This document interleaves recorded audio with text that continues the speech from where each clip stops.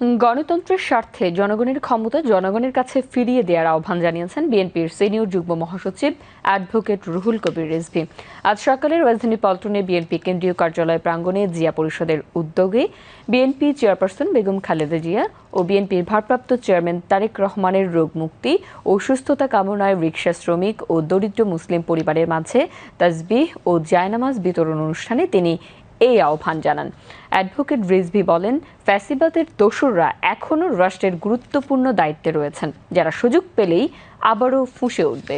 BNP সংস্কার বিরোধী নয় জানিয়ে তিনি আরও বলেন, বিএনপি চায় সুষ্ঠু নির্বাচনের মাধ্যমে ক্ষমতার পরিবর্তন ও গণতন্ত্রের পুনঃপ্রতিষ্ঠা।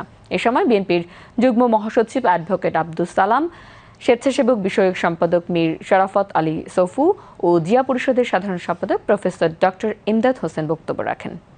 আরো সংস্কার হবে।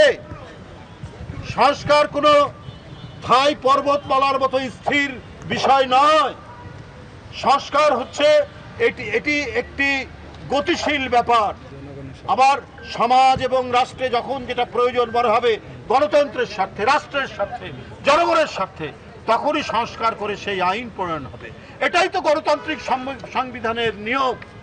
আমরা যেটি বলেছি, জনগণের ক্ষমতা জনগণকে ফেরত দেন, এটাই সবচেয়ে বড় কাজ। এটাই তো 16 বছর শেখ হাসিনা বন্ধ করে রেখেছিলেন। এই দরজায় খিল দিয়েছেন।